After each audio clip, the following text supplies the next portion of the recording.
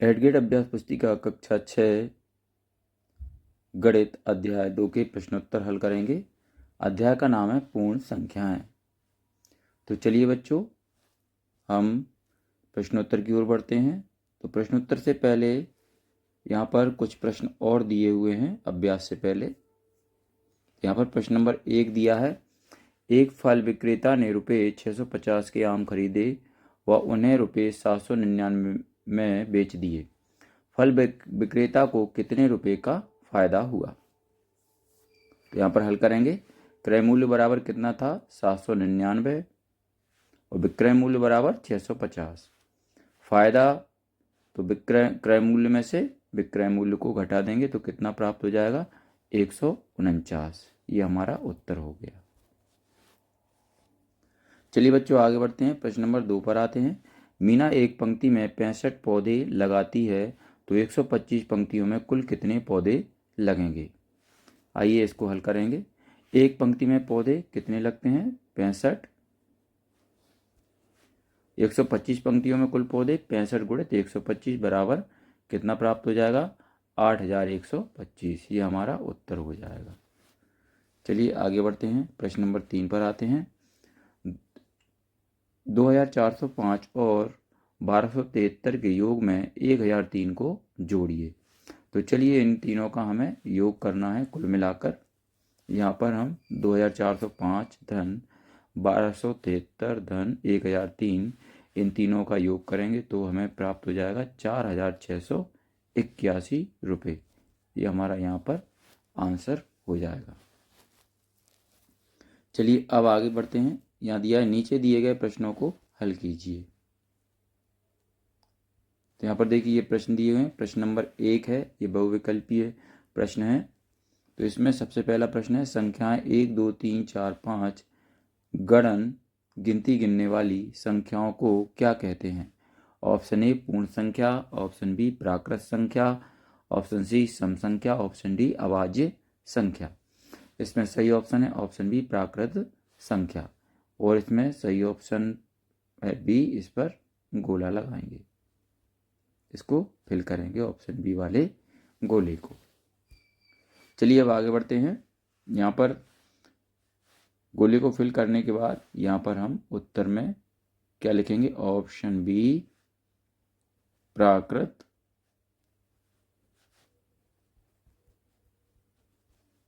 संख्या। चलिए इसके बाद प्रश्न नंबर 2 पर आते हैं। निम्न में से कौन सा परिभाषित नहीं है? ऑप्शन ए 2 धन 0, ऑप्शन बी 0 भाग 2, ऑप्शन सी 2 गुणित 0, ऑप्शन डी 2 भाग 0। इसमें सही ऑप्शन है ऑप्शन डी 2 भाग 0, और यहाँ पर डी वाले गोले को फिल करेंगे और यहाँ पर उत्तर की जगह क्या लिखेंगे? ऑप्शन डी 2 भाग 0। इसके बाद प्रश्न नंबर 3 है, निम्न में से सबसे छोटी पूर्ण संख्या कौन सी है? Option A 3, option B 2, option C 0, option D 1। इसमें सही ऑप्शन है ऑप्शन सी 0। उत्तर में हम लिखेंगे ऑप्शन सी 0, और यहाँ पर सी वाले गोले को हम फिल करेंगे। इसके बाद प्रश्न नंबर 4 है, 999 की पूर्ववर्ती तथा परवर्ती संख्याओं का गुणनफल होता है। Option A 9,99,000, option B 9,98,000, option C 1997, option D 1998। इसमें सही ऑप्शन है ऑप्शन बी 9,98,000।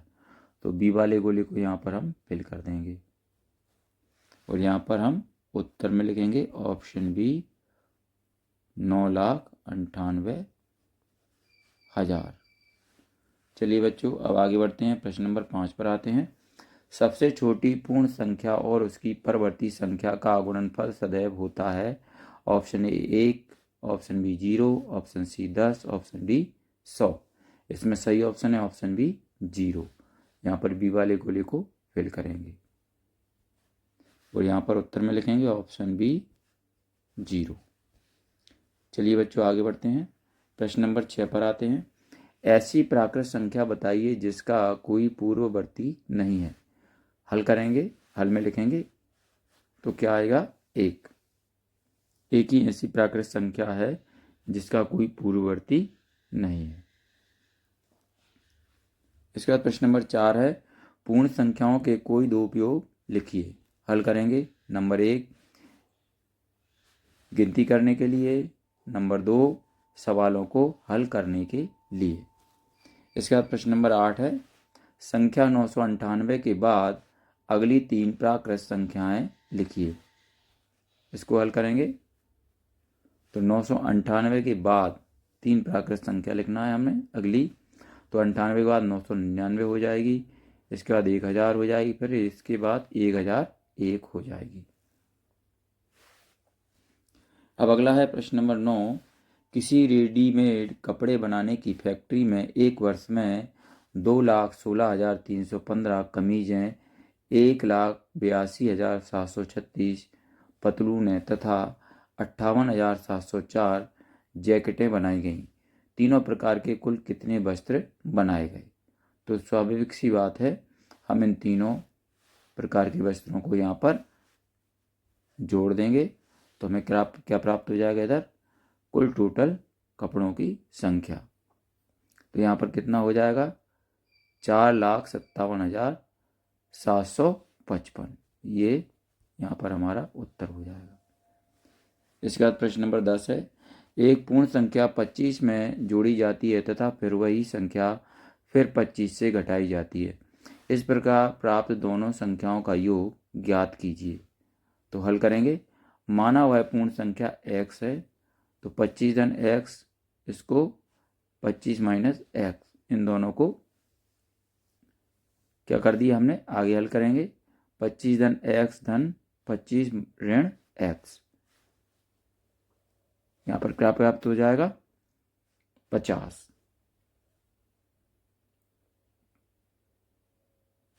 चलिए अब आगे बढ़ते हैं। प्रश्न नंबर 11, 2 अंकों की एक ऐसी संख्या ज्ञात कीजिए जिसकी पूर्ववर्ती संख्या 1 अंक की हो। हल करेंगे, यहाँ पर 10, क्योंकि 10 2 अंकों की संख्या है और 10 का पूर्ववर्ती 9 होगा जो 1 अंक की संख्या है। अब इसके बाद प्रश्न नंबर 12 है, अंक 1, 2, 4 तथा 5 को केवल एक एक बार प्रयोग करते हुए 4 अंकों की ऐसी संख्या लिखिए जिसके पहले और अंतिम अंक को बदलने पर वह 4 से पूरी तरह विभाजित हो जाए। तो इसको हल करेंगे, 1, 2, 4 और 5 का प्रयोग करके बनने वाली संख्या 4125 है।